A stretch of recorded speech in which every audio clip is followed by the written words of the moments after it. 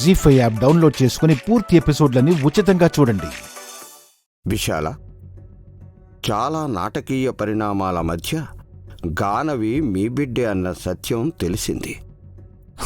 అవును స్వామి, నాగమణిహారం కాంతి చూపించిందని నైని ఆరాటపడ్డా మా అమ్మ గాయత్రీదేవి కోసం చేసే పోరాటంలో భాగం అనుకున్నానే గాని రెండో బిడ్డ జాడ కోసమని గుర్తుపట్టలేకపోయాను.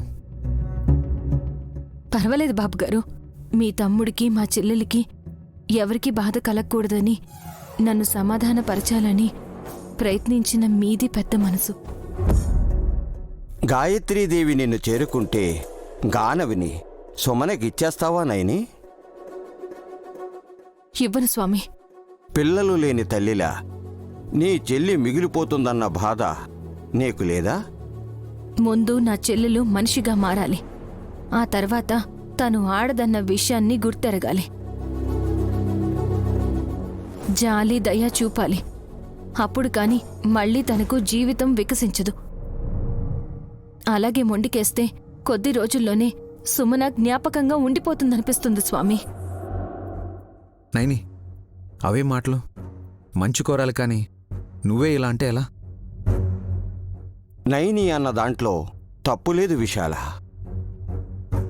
పాముకు కొరల్లో విషం ఉంటుంది, దుర్మార్గులకి నిలువెల్లా విషమే ఉంటుంది.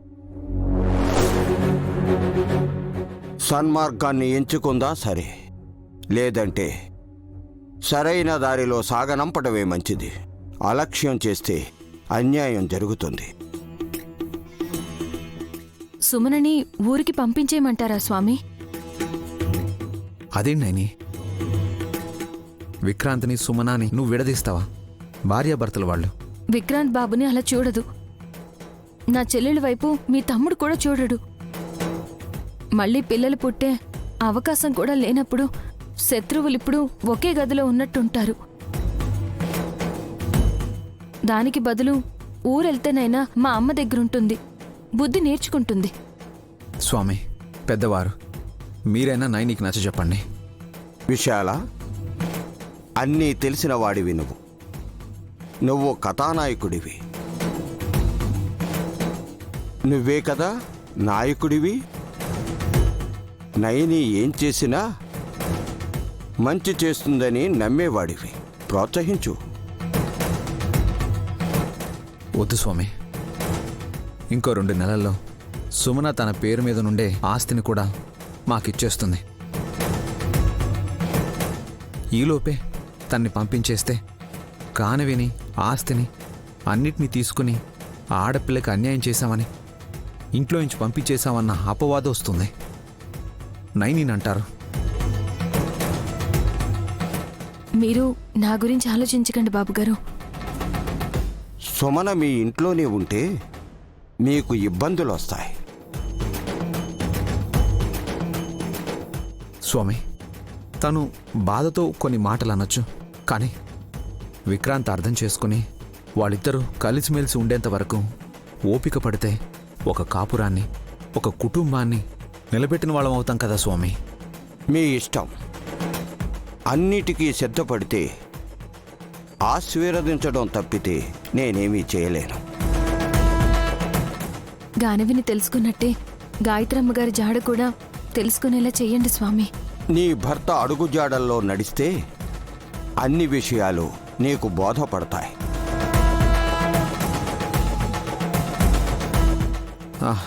వెళ్ళొస్తాం స్వామి. శుభం భూయాత్.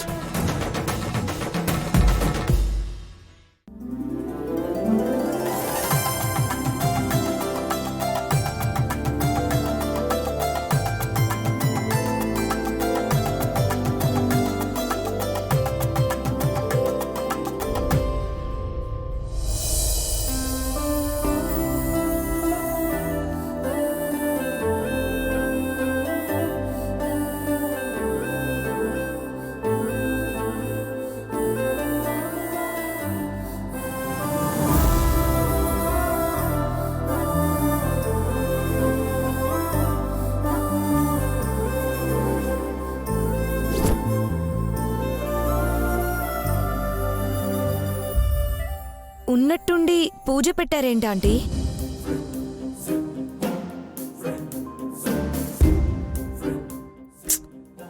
ఇది పూజ అనుకుంటే వాళ్ళ ఉద్దేశాన్ని తక్కువ చేసిన వాళ్ళమవుతాం. వ్రతం అనాలి లేదా నోము అనాలి. హడావిడి లేకుండా చాలా సింపుల్గా కానిచ్చేస్తున్నారు.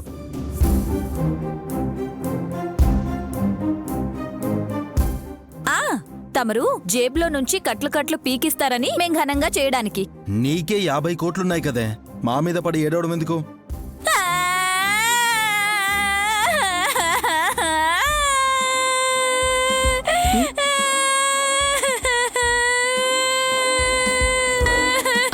అక్క అక్క ఏమైంది? ఏడుపంటే ఇది. అనవసరమైన డైలాగులు కొట్టొద్దని మీ బావకి చెప్పు చెల్లి.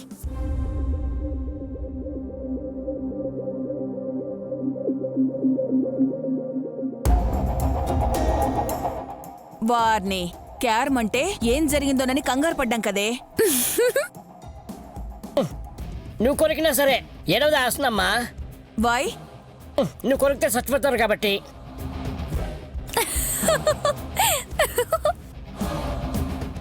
మావయ్య, శ్రద్ధాభక్తులతో నోము జరుపుకుంటున్నప్పుడు చావు మాటలు ఎందుకు?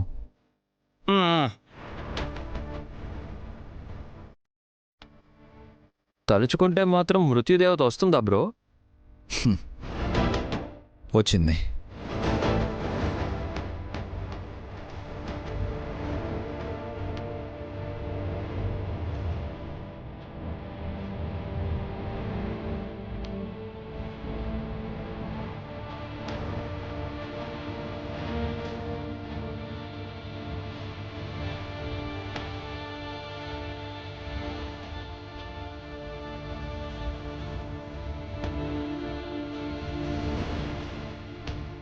రండి పెద్దయ్యా.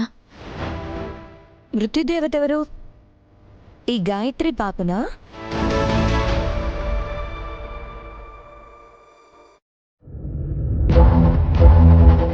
చిన్న పాప కూడా దేవతే కదా అన్న ఉద్దేశంతో చెప్పాను.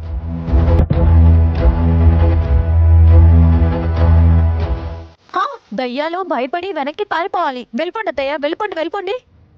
హే నోర్మి, తిక్క తిక్కగా వాగుతుంటావు ఎప్పుడు. అమ్మ గాయత్రి, చిట్టి చిలకమ్మా రామ్మరా. నిన్ను దేవత అనుకుంటున్నప్పుడు నేనెత్తుకుంటే కాస్తో కూస్తో పుణ్యం వస్తుంది కదా.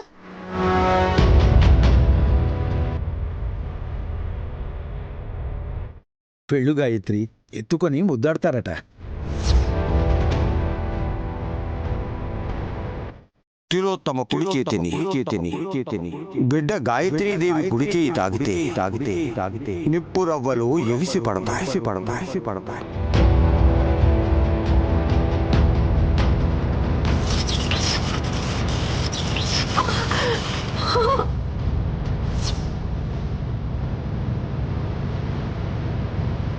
జీ5 యాప్ డౌన్లోడ్ చేసి అన్ని ఎపిసోడ్స్ పూర్తి ఉచితంగా చూడండి.